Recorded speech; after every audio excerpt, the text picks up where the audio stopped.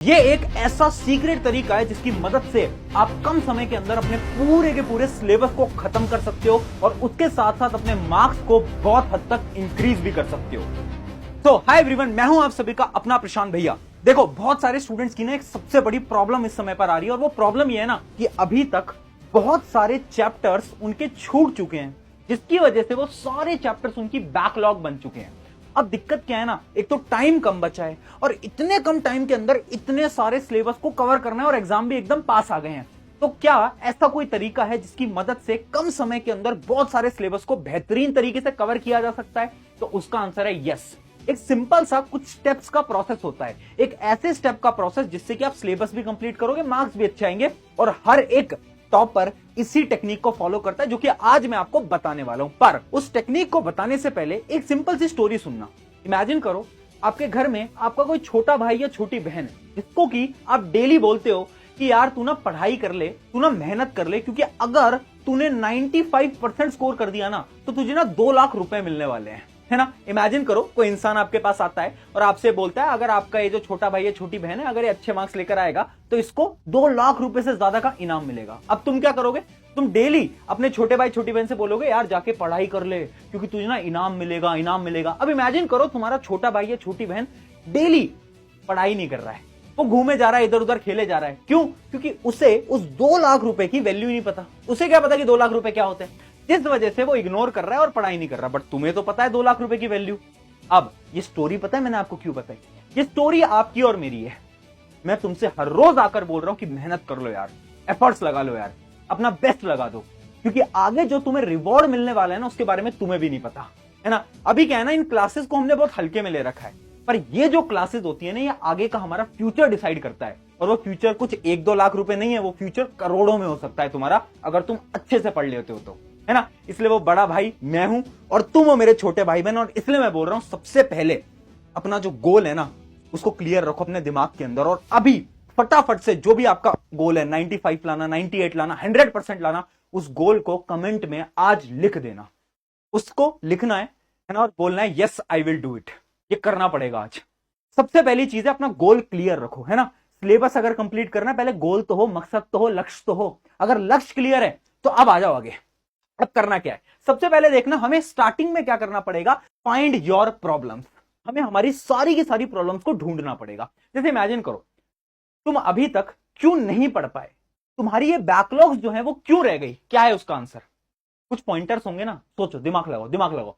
अभी तक तुम्हारी बैकलॉग शायद इसलिए बन गई, सिलेबस तुम इसलिए कंप्लीट नहीं कर पाए क्योंकि तुम ज्यादा डिस्ट्रैक्टेड थे। किस वजह से डिस्ट्रैक्टेड थे? शायद ज्यादा फोन चलाते थे, सोशल मीडिया चलाते थे, या फिर आपके अपने अपने रीजन हो सकते हैं। तो आज सबसे पहले क्या करना, एक पेपर लेना और उस पेपर में सारे पॉइंट्स को नोट डाउन कर देना। कौन से पॉइंट्स? वो सारे पॉइंट्स जिनकी वजह से अभी तक तुम इस सिलेबस को कंप्लीट नहीं कर पाए। ये पता है मैं क्यों करा रहा हूं? क्योंकि यार देखो, आज मैं स्ट्रैटेजी बता दूंगा, सब कुछ बता दूंगा, पर अगर तुम इन पॉइंट्स को अपनी जिंदगी से बाहर नहीं निकाल पाए ना तो कोई फायदा नहीं है इस वीडियो का। क्योंकि अब तुम ट्राई तो करोगे, 1-2 दिन तो तुम बहुत अच्छी पढ़ाई करोगे, बट वापस से प्रॉब्लम तुम्हारे पास आ जाएंगी। इस वजह से तुम्हें क्या करना है, तुम्हें सबसे पहले उन सारी प्रॉब्लम्स को लिखना है और उन प्रॉब्लम्स को ना चिपका लेना है अपनी स्टडी टेबल के सामने। इससे क्या होगा, इससे जब वो डेली आप देखोगे ना तो आपको पता चलेगा ये मेरी प्रॉब्लम्स है, मैं ज्यादा समय मोबाइल फोन चलाता हूं, डिस्ट्रैक्टेड रहता हूं, इन सारी प्रॉब्लम्स को मुझे अपने जीवन से उठाकर फेंकना है। ये बहुत इंपॉर्टेंट है। अब बात करते हैं कैसे सिलेबस कंप्लीट होगा, स्टेप बाय स्टेप प्रोसेस है। पहले बात करते हैं स्टेप नंबर 1। स्टेप नंबर 1 है study according to your syllabus, यानी 80-20 रूल। देखो, इमेजिन करो तुम्हें ना कहीं घूमने जाना है, वेकेशंस पे जाना है, पर मैं तुम्हें ये बोलता हूं कि यार तुम्हारे पास ना एक छोटा सा बैग है और उसी बैग के अंदर तुम्हें सारे कपड़ों को रखना है। तो तुम क्या करोगे? तुम सिर्फ उन्हीं कपड़ों को रखोगे जो कि इंपॉर्टेंट है, जो कि एसेंशियल है, जिसके बिना तुम ट्रिप पे नहीं जा सकते। ये करोगे ना? पढ़ाई में भी आपको यही करना है।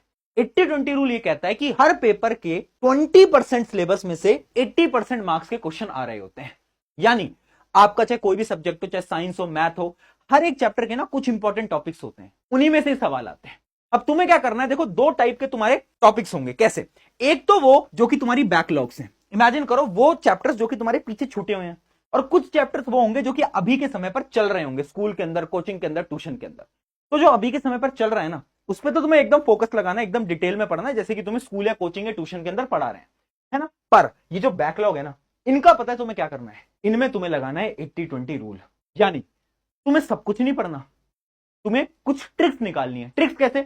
सबसे पहले वीडियो लेक्चर देख लो, ठीक है, जाओ यूट्यूब पे सर्च करो और वीडियो लेक्चर देख लो। उसके बाद सिर्फ इंपॉर्टेंट क्वेश्चंस को सॉल्व करो। जरूरत नहीं है सारे क्वेश्चंस को सॉल्व करो, जरूरत नहीं कि एनसीईआरटी पूरी की पूरी रीड करो, कोई जरूरत नहीं है, ठीक है। बैकलॉग्स में आपको स्मार्ट स्टडी करनी पड़ेगी। अगर ये इतना कर लेते हो ना, ये जो बैकलॉग की प्रॉब्लम है ना, ये आपकी खत्म हो जाएगी। मैं सच बता रहा हूं, खत्म हो जाएगी। और जो सिलेबस में चल रहा है उसको तो जैसे स्कूल में पढ़ा रहे हैं, कोचिंग में पढ़ा रहे हैं, ट्यूशन में, उनको ऐसे ही पढ़ते रहो, डिटेल में पढ़ते रहो, बट बैकलॉग ऐसे तुम्हारी खत्म हो जाएगी। ये था स्टेप नंबर 1। अब आगे आते हैं स्टेप नंबर 2 की तरफ, जो कि है सेट डेली टारगेट्स। देखो यार, एक सिंपल सी मैं बात बोल रहा हूं, मैं ना बहुत सारे स्टूडेंट से बात करता हूं और उसमें से 80% ज्यादा से स्टूडेंट्स को ना ये ही नहीं पता कि वो डेली कितने घंटे पढ़ाई करते हैं। कितने घंटे पढ़ाई से मेरा पता है क्या मतलब है? Self study. मुझे पता है तुम स्कूल जाते हो 6-7-8 घंटे, उसके बाद शायद तुम ट्यूशन या ऑनलाइन क्लासेस में जाते होगे 3-4 घंटे, मुझे पता है। बट तुम सेल्फ स्टडी कर रहे हो या नहीं कर रहे? तुम्हारे जो मार्क्स है ना, वो डिपेंड करते हैं तुम कितना सेल्फ स्टडी करते हो। तो जो सेल्फ स्टडी है बहुत इंपॉर्टेंट है। तुम एक बार सोचो तो दिन में कितने घंटे सेल्फ स्टडी करो? 1 घंटे, 2 घंटे, 3 घंटे? सोचो। अब डेली क्या करना है? तुम्हें डेली टारगेट्स बनाने हैं। जब भी आप रात को सोने जा रहे हो ना, उस टाइम पर अगले दिन के सारे टारगेट्स लिखित होने चाहिए, यानी उनको लिख कर रख लो। क्योंकि हो क्या रहा है ना, हमें यही नहीं पता कि अगले दिन हमें करना क्या है ना। जो मर्जी आता है वो उठा लेते हैं, कभी होमवर्क कर लेते हैं, कभी ये कर लेते हैं, कभी वो कर लेते हैं। अरे भाई, सेल्फ स्टडी के टाइम पर तुम्हें पढ़ाई करनी है और तुम्हें पता होना चाहिए अगले दिन तुम्हें क्या पढ़ना है।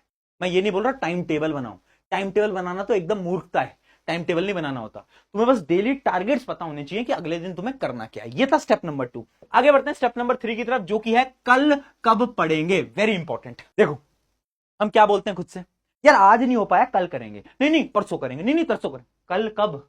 कब करोगे? एग्जाम पास आ गया है, तुम्हें भी पता है, मुझे भी पता है ना। और अब वो कल वाला ना समय खत्म होता जा रहा है। कब करोगे यार? पता है ये कल वाली प्रॉब्लम क्या है? हम ना चीजों को ना टालते जाते हैं, और ये ह्यूमन नेचर है। अब इसका सोल्यूशन बताओ भैया। सिंपल सोल्यूशन है, डेडलाइन स्ट्रैटेजी। एक एग्जांपल से समझाता हूं। आपने कभी नोट करा है कि जैसे ही आपको समर वेकेशंस के अंदर ना कुछ प्रोजेक्ट्स मिलते हैं, होमवर्क मिलते हैं, और पूरी समर वेकेशन आप कुछ नहीं करते, ये आपको भी पता है, पर लास्ट में जाकर, एंड में जाकर, जब कुछ 5-7 दिन बचे होते हैं, उस समय पर तुम सारे होमवर्क को पूरे पूरे दिन लगकर खत्म कर लेते हो। क्यों? क्योंकि तुम्हें पता है कि तुम्हारे पास डेडलाइन है, तुम्हें पता है कुछ दिनों में तुम्हें उस होमवर्क को सबमिट करना है अपने टीचर को। तो जब हमारे पास डेडलाइन होती है ना, तो हम काम को बहुत तेजी से करते हैं। अब ये डेडलाइन तुम्हें डेली बनानी पड़ेगी। डेली अपनी डेडलाइन बनाओ। जैसे मैंने अभी तुम्हें बताया ना, डेली टारगेट्स बनाने। उन टारगेट से क्या होगा, तुम्हारे पास एक डेडलाइन होगी। डेली डेडलाइन बनाओ कि ठीक है, आज ना मुझे ये वाला जो चैप्टर है ये करना ही करना है, फिर चाहे कुछ हो जाए। इस चैप्टर के बिना तो मैं उठने नहीं वाला आज। डेडलाइन बनाओ, खुद के लिए बनाओ, है ना। और अगर खुद फॉलो नहीं कर पाते, अपने पेरेंट्स को बता दो कि मम्मी पापा आज ना मैंने सोचा कि मैं चैप्टर नंबर 1 पूरा पढ़ूंगा, जब तक मैं ना पढ़ूं मुझे उठने मत देना कमरे से। ऐसे करो। जब ये डेडलाइन बनेगी, ऑटोमेटिकली तुम देखोगे कैसे तुम सारे टारगेट्स को कंप्लीट करते हो, बहुत आसानी से आगे बढ़ते जाओगे। ये बहुत इंपॉर्टेंट स्ट्रैटेजी है। अब बढ़ते हैं पॉइंट नंबर 4 की तरफ, स्टेप नंबर 4 की तरफ, जो कि है डेली प्रोग्रेस।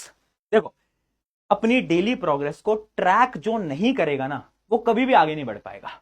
भैया डेली टारगेट्स तो बना लिए, भैया सारी चीजें लिख तो ली, पर अगर अगले दिन उसको चेक ही नहीं करा कि कितने टारगेट कंप्लीट कर पाए, कितने नहीं कर पाए, तो ये सारे टारगेट वेस्ट है। क्या है? वेस्ट है। तो इसलिए ना डेली प्रोग्रेस को चेक करो। अच्छा, आज मैंने अपने 5 टारगेट लिखे थे, क्या मैं 5 कर पाया, कर पाई? अब देखो, 5 में से ना जरूरी नहीं है 5 कर पाओगे, कभी 4 करोगे, कभी 3 करोगे, कभी 2 करोगे, पर हार नहीं माननी ना यार। यही तो स्ट्रगल है। कभी 3 टारगेट होंगे, कोई बात नहीं, जो बचे हुए 2 टारगेट है वो आप कल पे डालेंगे, ठीक है ना। तो ऐसे हमें क्या है, अपने टारगेट्स को कंप्लीट करते हुए चलना है, बट डेली चेक करना है खुद को। अगर ये कर लिया ना, कुछ समय तक मैं सच बता रहा हूं, इस सिलेबस की प्रॉब्लम खत्म हो जाएगी एकदम। और अब बढ़ते हैं फाइनल स्टेप की तरफ, स्टेप नंबर 5, जो कि है स्टॉप ओवर थिंकिंग। एक स्टोरी बताता हूं। इमेजिन करो, एक लड़का है जिसको ना बाहर घूमने जाना है, और उसके ना पापा उससे क्या बोल रहे हैं, वो लड़का जा रहा था और उसके पापा उससे पूछते हैं कहां जा रहा है, तो उसने बताया कि मैं बाहर जा रहा हूं। तो उसके पापा उसको जवाब देते हैं बाहर मत जा। तो पूछता है पापा पर क्यों? अगर तू बाहर बाइक से गया तो क्या पता तेरा एक्सीडेंट हो जाए। वो कहता है पर पापा मैं तो पैदल जाना चाह रहा था। अच्छा, तू अगर पैदल गया तो क्या पता पैदल ही जा रहा है तू और तुझे कोई ट्रक आके एक्सीडेंट कर दे। तो अपने पापा को बोलने लगता है पापा ये क्या आप ओवर थिंकिंग, ये क्या सोच रहे हो आप? तुम्हें भी लग रहा है ना कि कितने अजीब से पेरेंट्स हैं यार, इतना कौन ओवर थिंक करता है। पर ये तुम खुद के साथ कर रहे हो हर रोज। क्या करते हो? सिलेबस हो पाएगा, नहीं हो पाएगा, मार्क्स आ पाएंगे, नहीं आ पाएंगे, मेरे दोस्त के तो 90% है, मैं 95 ला पाऊंगा नहीं ला पाऊंगा, इतनी सारी चीजें कैसे करूंगा, क्या मैं अपने पेरेंट्स को प्राउड फील करवा पाऊंगा नहीं करवा पाऊंगा। ओवर थिंकिंग डेली, हर रोज कर रहे हो ना, कर रहे हो ना। ये जो प्रॉब्लम है ना, इसको खत्म करो, इसको खत्म कर दो। ये ओवर थिंकिंग ना अपने दिमाग से निकाल दो। खुद से बोलो मैं कर सकता हूं, मैं कर सकती हूं। जिस दिन ये कॉन्फिडेंस आ गया ना खुद के अंदर, मैं सच बता रहा हूं, कोई ताकत नहीं है जो कि तुम्हें हरा सके। यार तुम वो स्टूडेंट हो जो कि 1-2 दिन एग्जाम से पहले पढ़ के ना टॉप कर लेते हैं, ठीक है? तो खुद को अंडर एस्टिमेट मत करो, तुम्हारे अंदर है पावर, तुम कर जाओगे, ठीक है? तो इन 5 स्टेप को फॉलो करो, इसकी मदद से आप आराम से अपने सिलेबस को टाइमली खत्म कर पाओगे और फास्ट तरीके से कंप्लीट कर पाओगे। आई होप वीडियो अच्छी लगी हो। अगर अच्छी लगी तो अपने एक दोस्त के साथ जरूर शेयर करना।